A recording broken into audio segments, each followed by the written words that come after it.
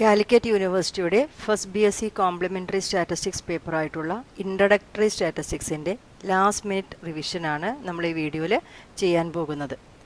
അതിൽ ആദ്യത്തെ മൊഡ്യൂളായ ഒഫീഷ്യൽ സ്റ്റാറ്റിസ്റ്റിക്സിൻ്റെ സമ്മറിയാണ് നമ്മളിവിടെ നോക്കുന്നത്. അപ്പോൾ ആദ്യം അതിൻ്റെ മിനിസ്ട്രിയിൽ നിന്ന് തന്നെ നമുക്ക് തുടങ്ങാം. നാഷണൽ ലെവലിൽ ministry of statistics and programme implementation MOSPI is a ministry for making statistical studies in national level. അപ്പോൾ ministry of statistics and programme implementation MOSPI is divided into two wings. രണ്ട് വിങ്സ് ആയിട്ട് ഇത് divide ചെയ്തിട്ടുണ്ട്. One is the statistical wing and it is called national statistical office and the other is programme implementation. National statistical ഓഫീസിനെ വീണ്ടും രണ്ടെണ്ണമായിട്ട് sub divide ചെയ്തിട്ടുണ്ട്. One is central statistical office CSO and national sample survey office NSSO. ഈ national sample survey ഓഫീസിന് 4 sub divisions ആണുള്ളത്. One is survey design and research division SDRD, field operations division FOD, data processing division DPD, coordination and publication division CPD. അല്ല, നമുക്ക് CSOൻ്റെ functions ഒക്കെ നോക്കാം. It coordinates the statistical activities of the country. It conducts annual surveys of the industries and economic census. It compiles the consumer price index and the industrial production index. ഇനി NSSOൻ്റെ functions നോക്കാം. It is the largest organisation in India which conducts regular socio economic surveys. It is responsible for the conduct of large scale sample surveys in diverse fields on all India basis. It collects data on rural and urban prices and plays a significant role in the improvement of crop statistics. അടുത്തത് നമ്മൾ state ലെവലിലുള്ള statistical ഓഫീസുകളാണ് നോക്കുന്നത്. Directorate of economics and statistics DES, government of Kerala, is the centre of state statistical system. It is a nodal agency which collects, classify, analyze and interpret the data relating to various sectors of Kerala economy. There are 14 district statistical officers in various districts headed by deputy directors. The lowest statistical units in the state is the Taluk statistical officers headed by Taluk statistical officers. ഇനി നമ്മൾ second മൊഡ്യൂളാണ് നോക്കുന്നത്. Second മൊഡ്യൂളിൻ്റെ പേര് introduction to statistics. അതിൻ്റെ സമ്മറിയാണ് നമ്മളിവിടെ നോക്കാൻ പോകുന്നത്. അതിലാദ്യമായിട്ട് നമ്മൾ definition of statistics ആണ് നോക്കുന്നത്. സ്റ്റാറ്റിസ്റ്റിക്സിനെ 2 രീതിയിൽ നമ്മൾ ഡിഫൈൻ ചെയ്യുന്നുണ്ട്. അതായത് സ്റ്റാറ്റിസ്റ്റിക്സ് ആസ് സ്റ്റാറ്റിസ്റ്റിക്കൽ ഡാറ്റ എന്ന രീതിയിലും സ്റ്റാറ്റിസ്റ്റിക്സ് ആസ് സ്റ്റാറ്റിസ്റ്റിക്കൽ മെത്തേഡ് എന്ന രീതിയിലും. അപ്പോൾ ആദ്യം നമുക്ക് സ്റ്റാറ്റിസ്റ്റിക്സ് ആസ് സ്റ്റാറ്റിസ്റ്റിക്കൽ ഡാറ്റ എന്നതിൻ്റെ വിശദമായിട്ടുള്ളൊരു ഡെഫിനിഷൻ നോക്കാം. Statistics can be defined as aggregates of facts affected to a marked extent by multiplicity of causes, numerically expressed, enumerated or estimated according to reasonable standards of accuracy, collected in a systematic manner for a predetermined purpose and placed in relation to each other. അപ്പം ഈ ഡെഫിനേഷനിൽ നിന്ന് നമുക്ക് കിട്ടുന്നത് statistics എന്ന് പറഞ്ഞാൽ നമ്പേഴ്സിലുള്ള ഇൻഫോർമേഷനാണ് and that is collected for a predetermined purpose or study. ഇനി അടുത്ത ഡെഫിനിഷൻ നോക്കാം. Statistics can be defined as a science which deals with the collection, presentation, analysis and interpretation of numerical data. ഇനി നമ്മൾ നോക്കാൻ പോകുന്നത് statistical ഡാറ്റയുടെ different types ആണ്. ഓരോ ടൈപ്സും ബേസ്ഡ് ഓൺ കളക്ഷൻ എന്താണെന്നും ബേസ്ഡ് ഓൺ മെഷർമെൻറ്റ് എന്താണെന്നും ബേസ്ഡ് ഓൺ ഓർഗനൈസേഷൻ എന്താണെന്നൊക്കെ നമുക്ക് നോക്കാം. അപ്പോൾ നമ്മൾ ആദ്യം നോക്കാൻ പോകുന്നത് types of data based on the source of collection. അപ്പോൾ സ്റ്റാറ്റിസ്റ്റിക്കൽ ഡാറ്റേനെ നമ്മൾ 2 എണ്ണമായിട്ട് ക്ലാസിഫൈ ചെയ്തിട്ടുണ്ട്. പ്രൈമറി ഡാറ്റ എന്നും സെക്കൻഡറി ഡാറ്റ എന്നും. അതിൽ ഇതെല്ലാം നമ്മൾ ചെയ്തിരിക്കുന്നത് സോഴ്സസ് ഓഫ് ദി കളക്ഷൻ. എവിടെ നിന്നാണോ ഡാറ്റ കളക്ട് ചെയ്തത് അതിൻ്റെ സോഴ്സിൻ്റെ ബേസിസിലാണ് അതിനെ പ്രൈമറി എന്നും സെക്കൻഡറി എന്നും നമ്മൾ ക്ലാസിഫൈ ചെയ്തിരിക്കുന്നത്. അപ്പോൾ പ്രൈമറി ഡാറ്റ എന്താ നോക്കാം. Primary data are those collected by the investigator himself for the first time for a specific purpose and hence they are original in character. It is a first hand data. അപ്പോൾ investigator തന്നെ collect ചെയ്തെടുക്കുന്ന data അയാളുടെ ആവശ്യത്തിന് വേണ്ടിയിട്ട്. So it is first hand data. Secondary data are the data collected by someone else for his purpose and is utilized by the investigator for a study. Secondary data can be collected from published or unpublished sources. Journals എന്നോ research സ്കോളേഴ്സിൻ്റെ reports എന്നോ അങ്ങനെയുള്ള കാര്യങ്ങളിൽ നിന്നൊക്കെ നമുക്ക് secondary data collect ചെയ്തിട്ട് എടുക്കാം. Methods of collecting primary data. Some of the methods for collecting primary data are direct personal investigation. Direct ആയി ചെന്നിട്ട് വിവരങ്ങൾ ശേഖരിക്കുന്നു. Indirect oral investigation. ഡയറക്റ്റ് ആയിട്ട് റെസ്പോണ്ടൻസിൻ്റെ അടുത്ത് നിന്നല്ലാതെ അവരെ അറിയുന്ന മറ്റുള്ള ആളുകളുടെ അടുത്ത് നിന്ന് വിറ്റ്നസസിൻ്റെ അടുത്ത് നിന്ന് വിവരങ്ങൾ ശേഖരിക്കുന്നു. Telephone interviewing. Local correspondence. ആളുകൾക്ക് എത്തിപ്പെടാൻ കഴിയാത്ത സ്ഥലത്ത് നിന്നുള്ള വിവരങ്ങൾ ആ പ്രാദേശികമായിട്ടുള്ള ആളുകളുടെ അടുത്ത് നിന്ന് വിവരങ്ങൾ ശേഖരിക്കുന്നു. Using questionnaires and schedules. Questionnaire and schedule എന്താ നമുക്ക് നോക്കാം. A questionnaire is a set of printed or written questions with a choice of answers which are designed for the purpose of a statistical survey. A schedule is also a set of printed or written questions to be asked to the informants, but it is filled by the enumerator. ഇനി നോക്കുന്നത് types of data based on measurements. അപ്പം on the basis of measurement, statistical data is classified into quantitative data and qualitative data. Quantitative എന്നും qualitative എന്നും രണ്ടെണ്ണമായിട്ട് statistical ഡാറ്റേനെ classify ചെയ്തിരിക്കുന്നു. Quantitative ഡാറ്റേനെ it's again classified into discrete and continuous data. Qualitative data is again classified into nominal and ordinal data. Quantitative data. Quantitative data provides information about quantities. It is the data that can be directly measured and can be written down in numbers. Quantitative data can be further classified as discrete or continuous data. Discrete data can take only particular values such as integer values, number of students studying in a class, number of marbles in a jar, etc. അതൊക്കെയാണ് അതിൻ്റെ example. Continuous data is the data that can take any values within a range.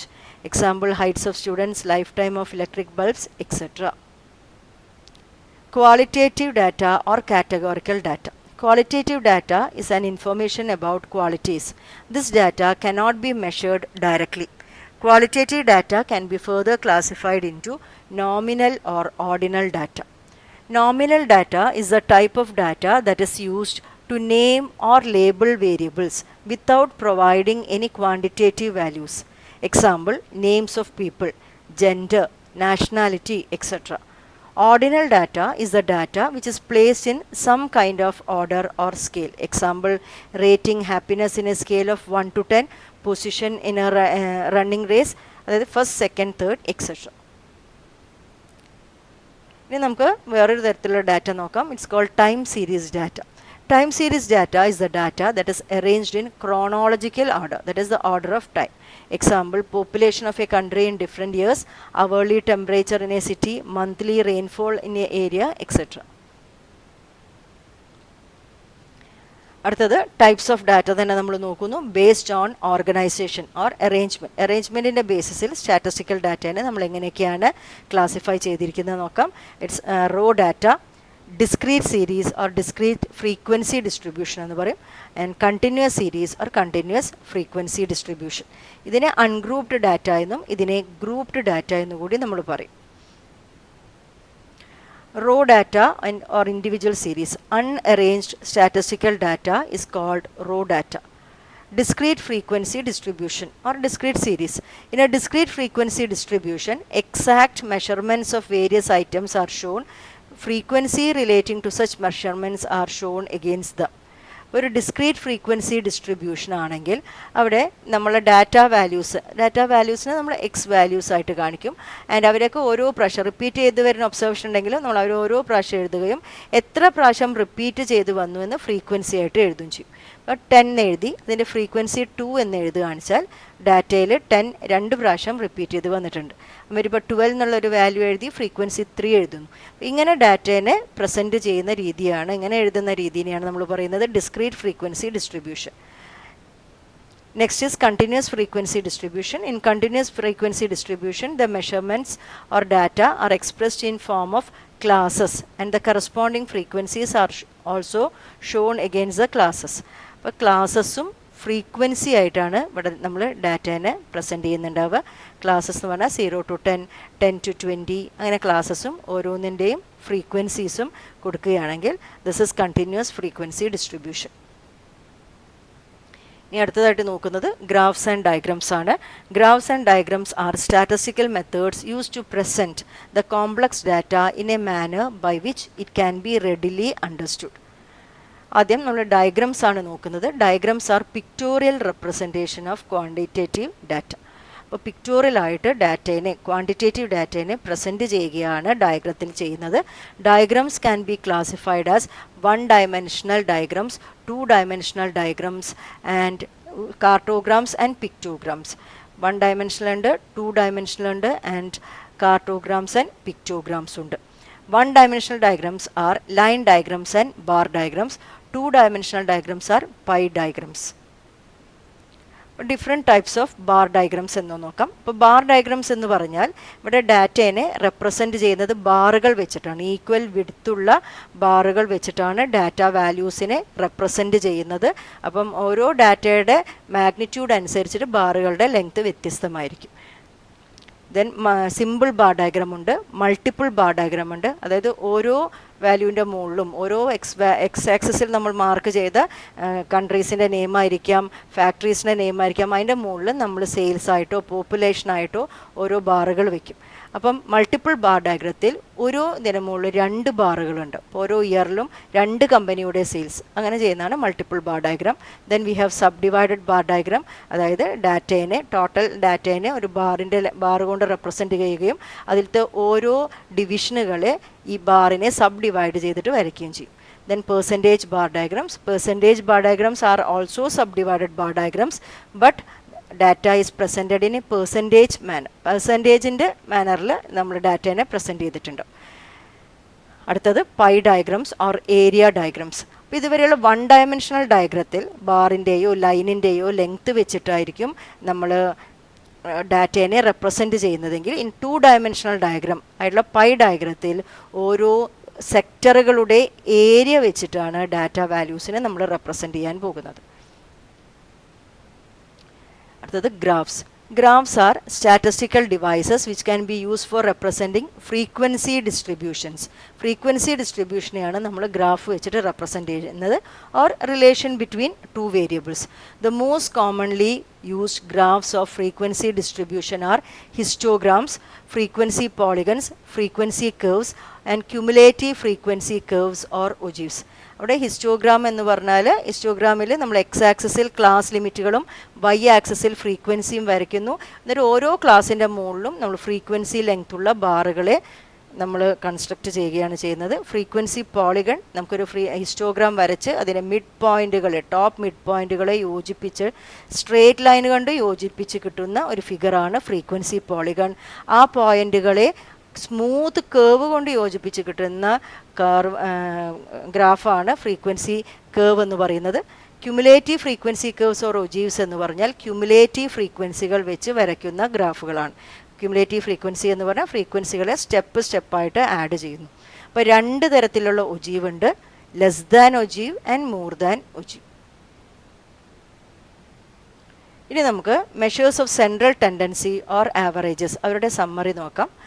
A measure of central tendency or an average is a single representative value which represents the whole set of data. അപ്പോൾ ഒരു value വെച്ചിട്ട് നമ്മളെ കയ്യിലുള്ള വലിയൊരു ഡാറ്റേനെ represent ചെയ്യുകയാണ് averages ചെയ്യുന്നത്. അപ്പം different types of averages are arithmetic mean, geometric mean, harmonic mean, median and mode. അപ്പോൾ ഇവർ ഓരോരുത്തരുടെയും ഫോർമുല നമ്മൾ 3 types ഓഫ് ഡാറ്റയിൽ നോക്കാം. In raw data arithmetic mean x bar is summation x by n അല്ലെങ്കിൽ summation x i by n. In discrete series x bar is equal to summation f i x i divided by capital N. And in continuous series also x bar is equal to summation fi xi by capital N. ഇവിടെ xi കൾ എന്ന് പറഞ്ഞാൽ mid values of the classes ആയിരിക്കും. Geometric മീനിൻ്റെ formula, geometric mean is equal to antilog of summation log xi by n in row data. In discrete series, geometric mean is anti log of summation fi log xi divided by capital N.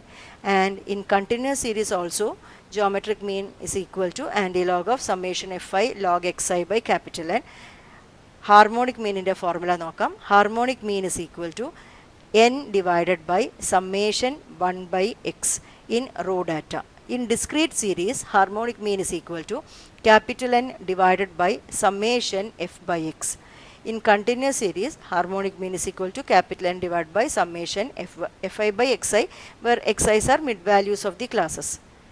ഇനി നമുക്ക് മീഡിയൻ്റെ formula നോക്കാം. Median is the size of n plus 1 by 2th observation in raw data.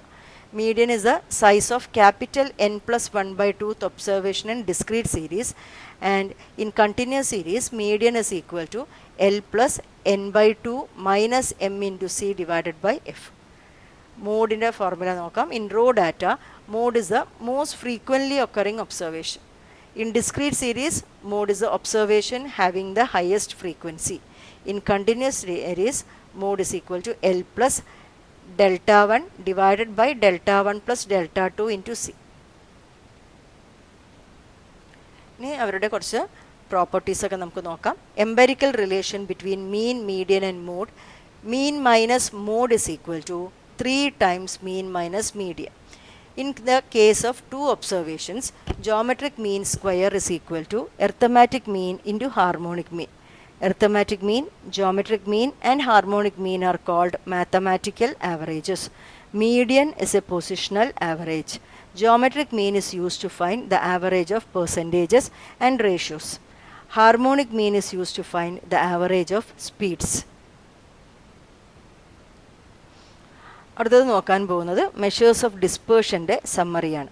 A measure of dispersion is a statistical device use to measure the scatteredness or variations of observations in a data. There are two types of measures of dispersion, absolute measure and relative measure ഉണ്ട്. An absolute measure of dispersion is used to measure the variations in a single set of data. A relative measure of dispersion is used to compare the variations in two or more sets of data. ഇനി നമുക്ക് ഏതൊക്കെയാണ് absolute measures of dispersion എന്ന് നോക്കാം. Range, quartile deviation, mean deviation and standard deviation, and the corresponding relative measures of dispersion are coefficient of range, coefficient of quartile deviation, coefficient of mean deviation. Standard deviation വരുമ്പോൾ coefficient of standard deviation ഉണ്ട്, coefficient of variation ഉണ്ട്.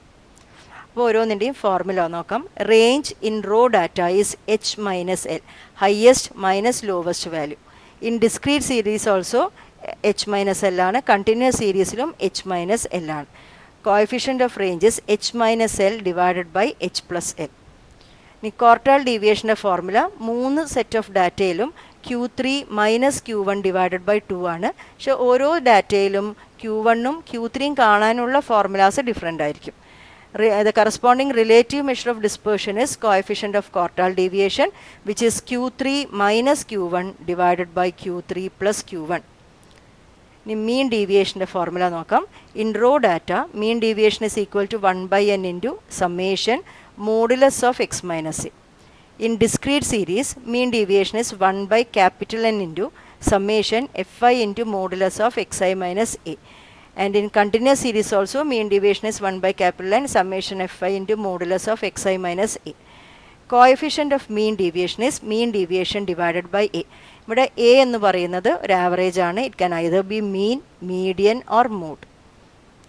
Standard ഡീവിയേഷൻ്റെ formula നോക്കാം. Standard deviation is equal to root of 1 by n summation xi minus x bar the whole square.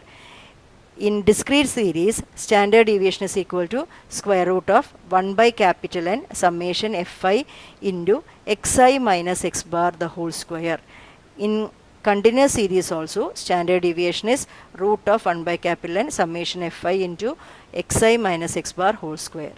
ഇനി നമ്മൾ അതിൻ്റെ relative measure of dispersion നോക്കാം. ഒരു relative measure of dispersion is coefficient of standard deviation, which is standard deviation divided by arithmetic mean x bar.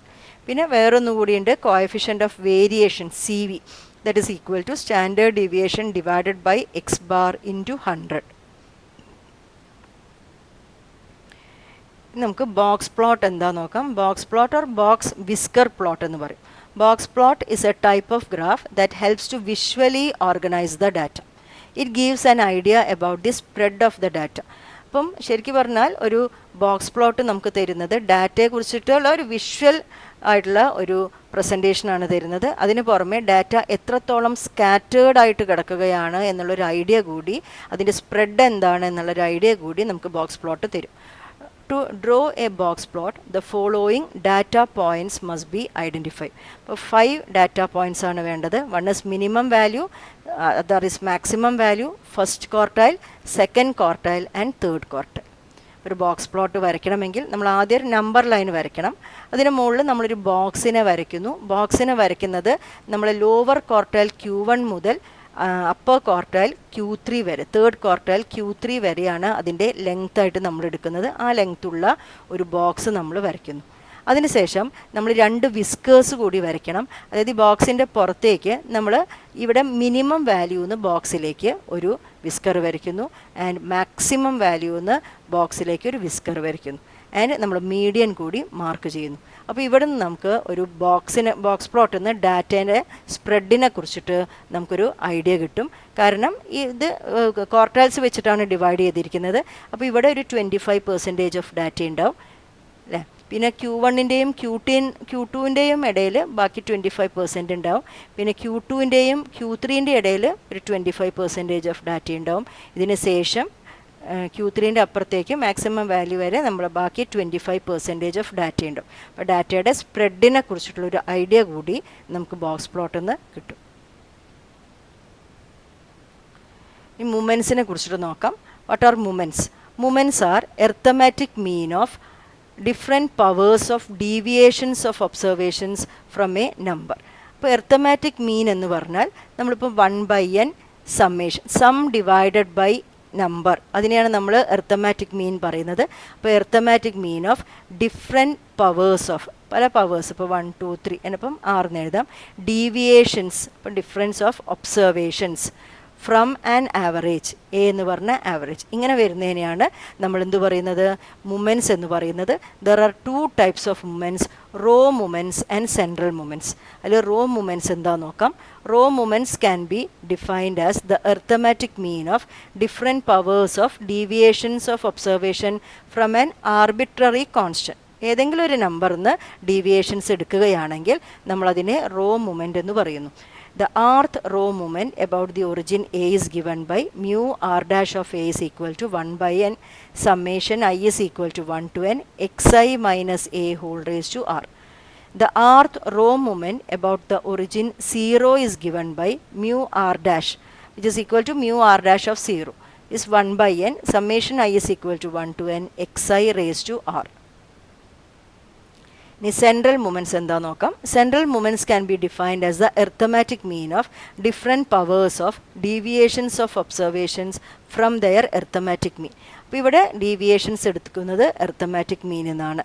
The rth central moment is given by mu r is equal to 1/n summation I is equal to 1 to n xi minus x bar the whole raised to r. The first row moment about the origin 0 is the arithmetic mean. The second central moment is the variance. പിന്നെ അതിൽ വളരെ important ആയ മറ്റൊരു കാര്യം എന്ന് പറയുന്നത് relation between central moment and raw movements.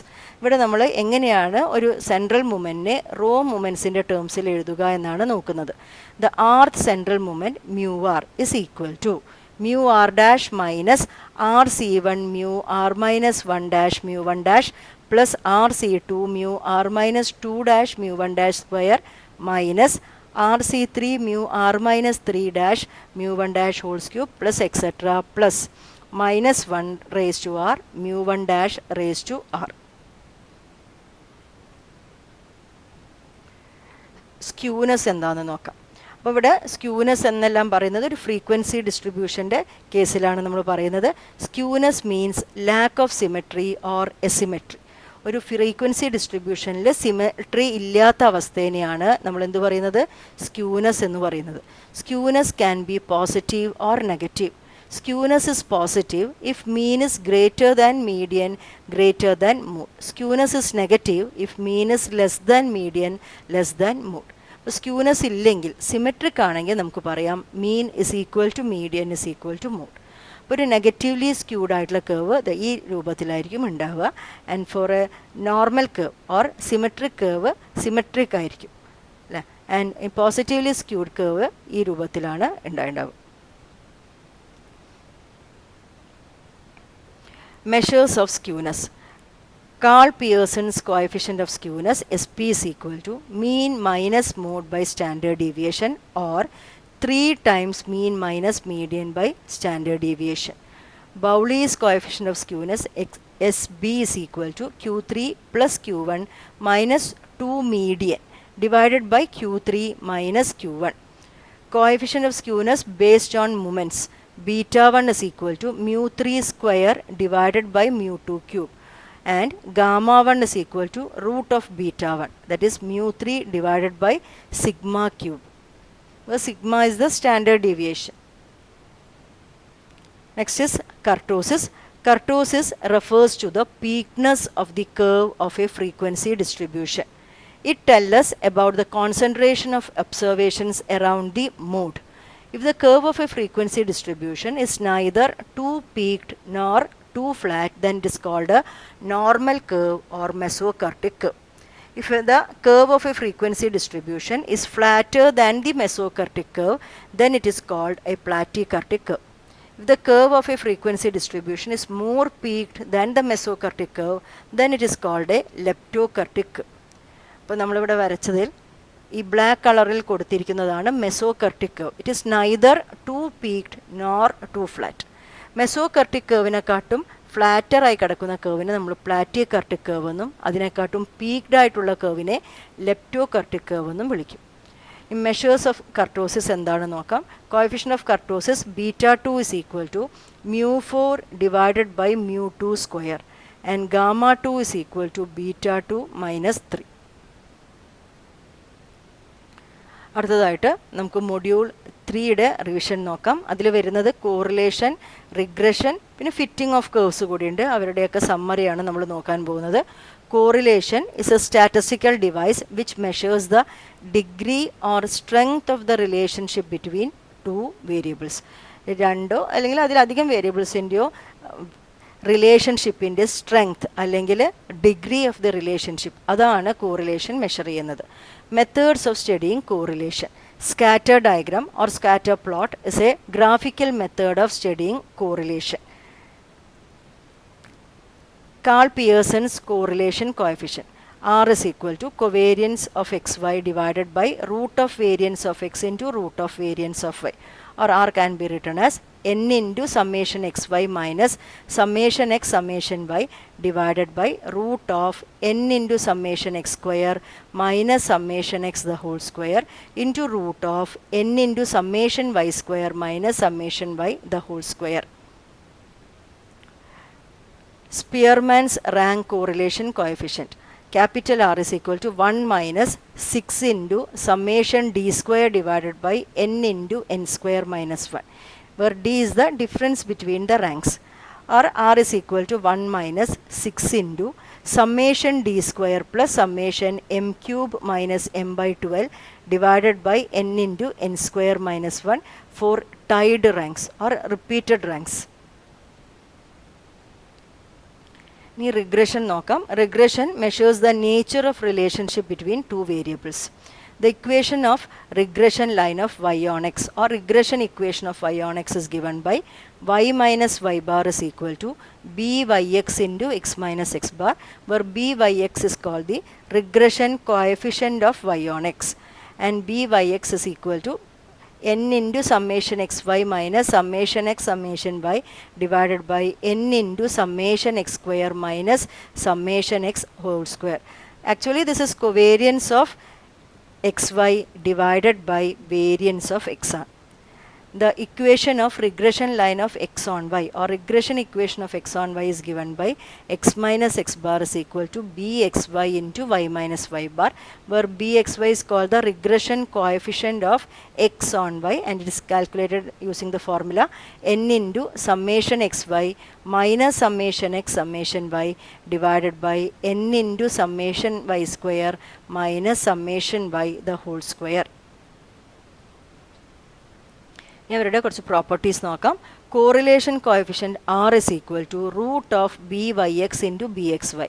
That is, correlation coefficient is the geometric mean of the regression coefficients. R, byx and bxy have the same sign.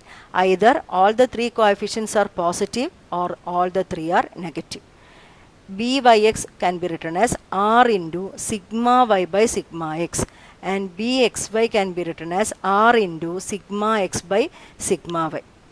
If the correlation coefficient R is equal to 0, the two regression lines are perpendicular to each other. If the correlation coefficient R is equal to 1, then the two regression lines coincide. The point of intersection of two regression lines is x bar comma y bar. So, by solving the equations of the two regression lines, we can find the means x bar comma y bar. അടുത്ത നമ്മൾ നോക്കാൻ പോകുന്നത് fitting of curves or curve fitting എന്ന് പറയും. Fitting of curve to a given bivariate data refers to finding the most appropriate curve which fits the given data. Such a curve is called the curve of best fit. The curve of best fit is obtained using the principle of least squares. The principle of least squares state that the sum of the squares of errors between the observed values and the expected values should be minimum. The sum of squares of the errors is given by s is equal to summation yi minus ye the whole square. Ye എന്ന് പറഞ്ഞാൽ നമുക്ക് ഡാറ്റയിൽ തന്നിരിക്കുന്ന y1 y2 y3 എന്ന് പറയുന്ന observed വാല്യൂസും ye എന്ന് പറഞ്ഞാൽ നമ്മൾ കർവിൻ്റെ ഇക്വേഷൻ അനുസരിക്കുന്ന വാല്യൂസും. അവരുടെ ഡിഫറൻസിന് എറേഴ്സ് എന്ന് പറയുന്നു. എറേഴ്സിൻ്റെ സ്ക്വയറുകളുടെ സം എസ് മിനിമം ആവണം. അപ്പോൾ എസ് മിനിമം ആവാൻ വേണ്ടിയിട്ട് നമ്മൾ മെത്തേഡ് ഓഫ് കാൽക്കുലസ് ഉപയോഗിച്ച് ഈ പിന്നെ കേർവ്സ് കണ്ടുപിടിക്കാൻ വേണ്ടിയിട്ട് നമ്മൾ ഇക്വേഷൻസ് കണ്ടുപിടിക്കുകയാണ് ചെയ്യുന്നത്, normal equations. Fitting of straight line of the form y is equal to ax plus b. അതിന് വേണ്ടിയിട്ടുള്ള normal equations for finding the unknown constant a and b are summation yi is equal to a into summation xi plus nb. അതായത് ഇതിന് ഈ equation ഒരു sigma കൊടുത്ത പോലെ ഉണ്ടാവുള്ളൂ. And അടുത്ത ഇക്വേഷൻ ഇതിനെ xi കൊണ്ട് മൾട്ടിപ്ലൈ ചെയ്തിട്ട് സിഗ്മ കൊടുത്ത പോലെ. Summation xi yi is equal to a into summation xi square plus b into summation xi. A fitting of parabola of the form y is equal to ax square plus bx plus c. The three normal equations for finding the unknown constants a, b and c are summation yi is equal to a into summation xi square plus b into summation xi plus nc. Summation xi yi is equal to a into summation xi cube plus b into summation xi square plus c into summation xi. And the third equation is summation xi square yi is equal to a into summation xi raised to 4 plus b into summation xi raised to 3 plus c into summation xi square. അപ്പോൾ ആദ്യത്തെ equation ഇതിനെ sigma കൊടുത്ത പോലെ, രണ്ടാമത്തെ equation xi കൊണ്ട് multiply ചെയ്തിട്ട് sigma കൊടുത്ത പോലെ, മൂന്നാമത്തെ ഇക്വേഷൻ കൂടി ഉണ്ട്. ഇവിടെ 3 അൺനോൺസ് ഉള്ളതുകൊണ്ട് അത് xi സ്ക്വയർ കൊണ്ട് മൾട്ടിപ്ലൈ ചെയ്തിട്ട് സിഗ്മ കൊടുത്ത പോലെ ആയിരിക്കും ഉണ്ടാവുക. അപ്പോൾ ഇവരെ സോൾവ് ചെയ്താൽ നമുക്ക് a b c കിട്ടും. ഇനി നമ്മൾ മൊഡ്യൂൾ 4 ആണ് നോക്കുന്നത്. ഇൻഡെക്സ് നമ്പേഴ്സും ടൈം സീരീസും അതിൻ്റെ സമ്മറിയാണ് നമ്മളിവിടെ നോക്കാൻ പോകുന്നത്. Index numbers. Index numbers are statistical devices which measure the relative changes of a variable or a set of variables over a period of time, geographical location or other characteristics. അപ്പോൾ ഒരു relative changes measure ചെയ്യുന്ന ഒരു average ആണ്, ശരിക്കും ഒരു specialised average തന്നെയാണ് index number. അപ്പോൾ ഇവിടെ നമ്മൾ കമ്പയർ ചെയ്യുന്ന പിന്നെ ഇയറിനെ നമ്മൾ കറണ്ട് ഇയർ എന്നും ഏതായിട്ടാണോ കമ്പയർ ചെയ്യപ്പെടുന്നത് ആ ഇയറിനെ നമ്മൾ ബേസ് ഇയർ എന്നുമാണ് എടുക്കാറ്. അപ്പോൾ price index number and quantity index numbers എന്താണെന്ന് നോക്കാം. Price index numbers represent the relative change in the price of the commodities in a current period in comparison with the base period.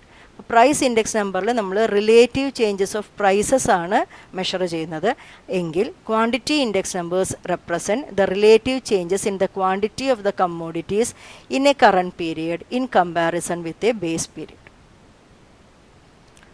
Simple and weighted index numbers. Simple index numbers are used to measure the relative change of a variable when all the values are having equal importance. Weighted index numbers are used to measure the relative changes in the variable when different values have different importance. Simple index numbers ഏതൊക്കെയാ നോക്കാം. It is calculated using simple aggregative method. Simple aggregative price index number is equal to summation P1 divided by summation P0 into 100. ഇവിടെ പറയുന്ന P1 എന്ന് പറയുന്നത് current ഇയറിൻ്റെ പ്രൈസും P0 എന്ന് പറയുന്നത് base ഇയറിൻ്റെ പ്രൈസുമാണ്. Next method is simple average of price relative method. Price relative is given as P1 by P0 into 100 is taken as X. Price relative P1 by P0 into 100 is taken as X or Xi's. Then simple arithmetic mean price index number is equal to summation Xi by N.